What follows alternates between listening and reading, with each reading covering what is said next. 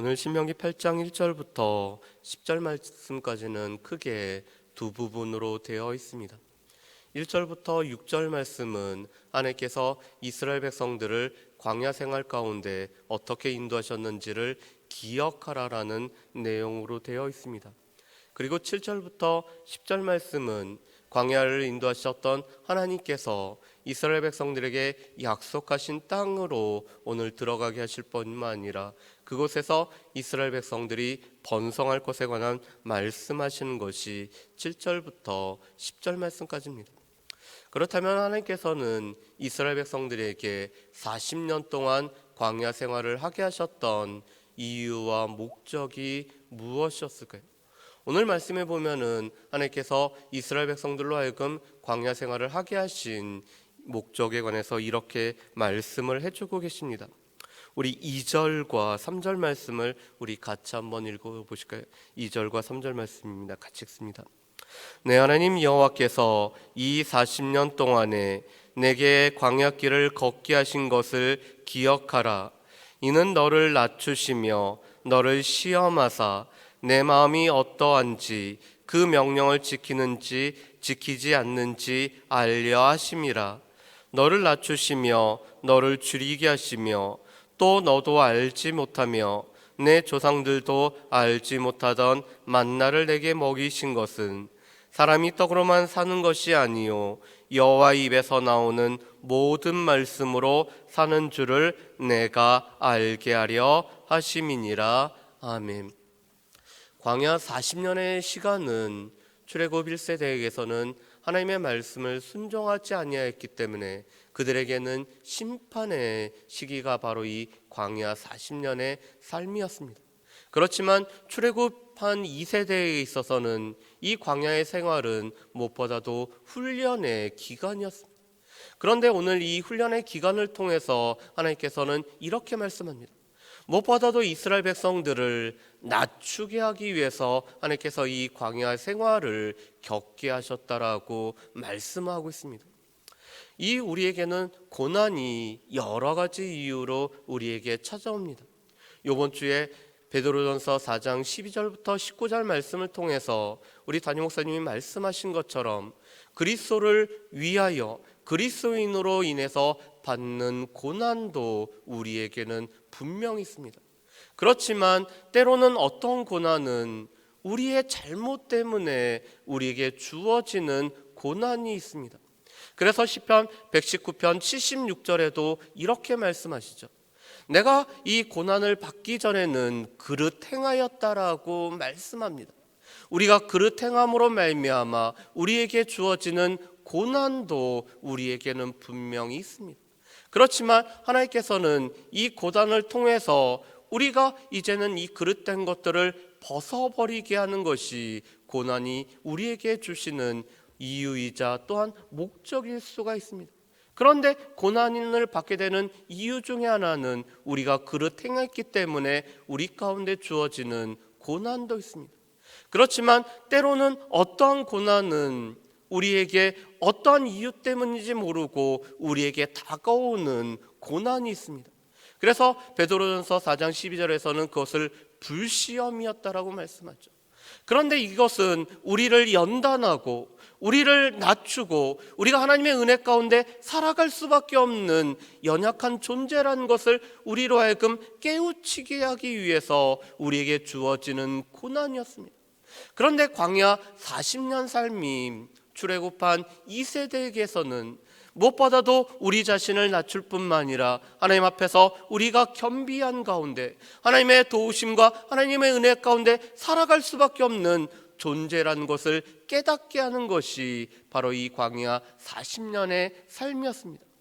두 번째로는 하나님께서 우리를 시험하기 위해서 이 광야길을 걷게 하신다라고 말씀하십니다.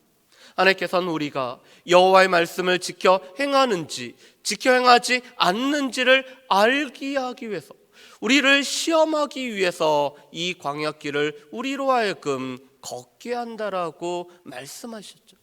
오늘 광야 40년의 삶을 통해서 이스라엘 백성들은 여호와의 말씀을 지키는지 지키지 않는지 테스트 받는 기간이었습니다. 이것은 여전히 우리에게도 마찬가지입니다. 우리가 광야길을 걸어갈 때 이 광야의 힘듦으로 말미암아 하나님의 말씀을 지키지 않고 살아갈 수도 있지만 이 광야길을 통해서 하나님의 말씀을 지키며 살아갈 수도 있습니다. 그런데 하나님께서는 우리가 여호와의 말씀을 지키는지 지키지 않는지 시험하기 위해서 우리에게 이 광야길을 허락하신다라고 말씀합니다. 세 번째로는 우리가 살아가는 것이 단지 빵만으로 살아가는 것이 아니라 여호와의 말씀을 순종함으로 말미암아 살아간다는 것을 알게 하기 위해서 이 광야길을 걷게 한다라고 말씀하죠. 오늘 3절과 4절 말씀에 보면은 이스라엘 백성들이 광야 생활을 하면서 그들이 경험했던 몇 가지를 말씀합니다. 첫 번째로는 이스라엘 백성들이 만나란 것을 먹었다라고 말씀하죠. 이 만나란 것은 이것은 무엇이냐라는 뜻을 가지고 있습니다. 이스라엘 백성들이 전에는 경험하지 못했고 하늘로부터 내려오는 양식을 보면서 이것은 무엇인가라고 물어본 것이 바로 이 만나였습니다. 그런데 하나님께서는 매일매일 만나를 내리심으로 말미암아 이 먹을 것이 없는 광야에서 이스라엘 백성들을 먹을 수 있도록 살아갈 수 있도록 말씀하셨습니다. 또한 두 번째로 하나님께서는 40년 생활을 하는 중에 이스라엘 백성들의 의복이 닳지 않고 신이 닳지 않는 놀라운 일을 경험토록 했습니다. 분명히 40년의 시간이라면 우리 가운데 의복이 헤어지고 오늘 신발이 닳는 것이 정상이지만 오늘 이스라엘 백성들은 40년 광야 생활을 하는 중에서도 그들의 의복이 닳지 않고 오늘 신이 헤어지지 않는 놀라운 경험을 하게 됩니다. 그런데 이 모든 것은 우리의 삶에 우리의 물질적인 필요들을 채워서만이 아니라 하나님의 말씀에 순종하며 살아갈 때 만나를 얻기 위해서 매일매일 이 광야로 나아갈 때 주어지는 여호와의 말씀에 순종함으로 말미암아 살아간다는 것을 경험하기 위해서 이 광야길을 겪게 하셨다라고 말씀합니다. 그것은 이스라엘을 위한 것이었습니다. 우리 말씀을 한번 보실까요?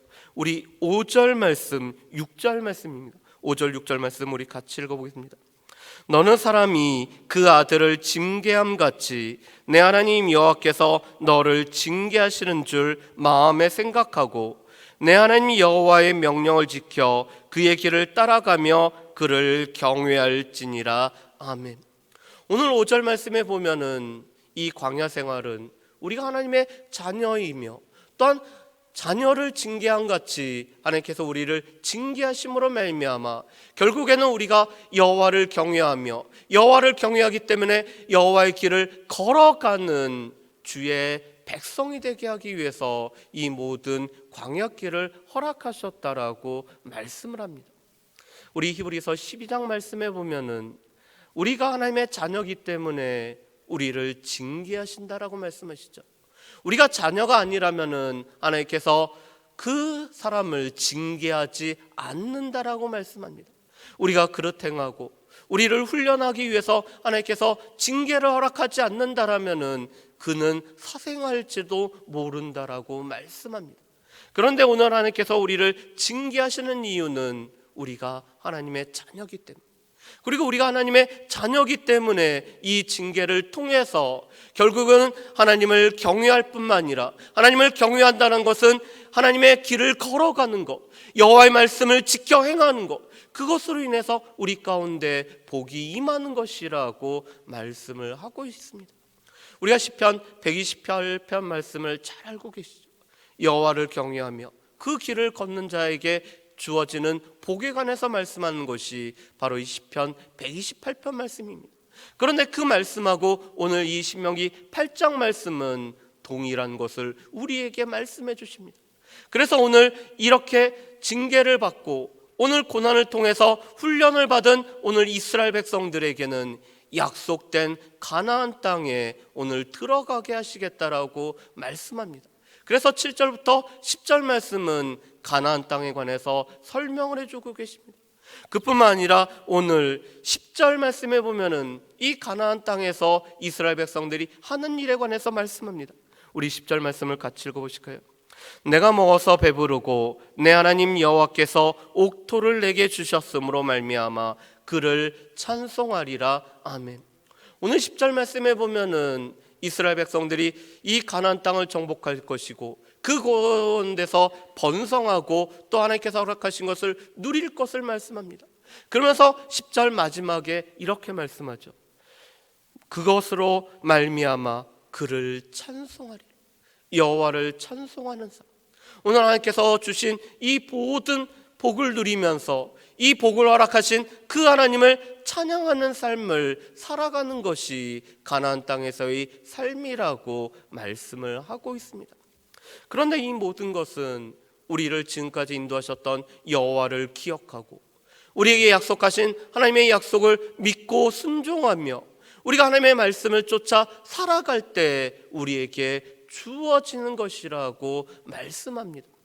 우리 또한 이스라엘 백성들과는 다르지만 여전히 하나님께서 우리의 삶을 인도하셨을 뿐만 아니라 우리에게 광야를 허락하셔서 우리를 낮추실 뿐만 아니라 우리가 여호와의 말씀을 지켜 행하는지 행하지 않는지 우리를 시험하는 경우들도 있었습니다. 그리고 우리가 빵으로만 살아가는 것이 아니라 여호와의 입으로 나오는 모든 말씀으로 말미암아 살아간다라는 것들을 우리가 또한 경험했습니다. 그런데 우리는 우리의 이 광야길을 여전히 우리 또한 기억하며 하나님께서 이 모든 것을 통해서 우리를 훈련시키고 우리를 낮추신 것은 이 하나님께서 약속하신 땅에 합당한 백성으로 우리를 만들기 위함이었음을 우리는 또한 기억을 해야 될 것입니다. 그리고 이 모든 광야의 삶이 다 끝났을 때는 하나님께서는 우리에게 약속하신 이 가나안 땅에서 하나님께서 약속한 그곳에서 우리가 하나님을 찬양하며 살아가는 삶이 우리에게 주어졌다는 것이 우리에게 약속되었다는 것 또한 우리는 분명히 기억하며 살아가야 될 것입니다. 훈련이 있어야지만이 연단이 있어야지만이 우리에게 약속된 곳에서 하나님을 찬양하며 살아갈 수가 있습니다.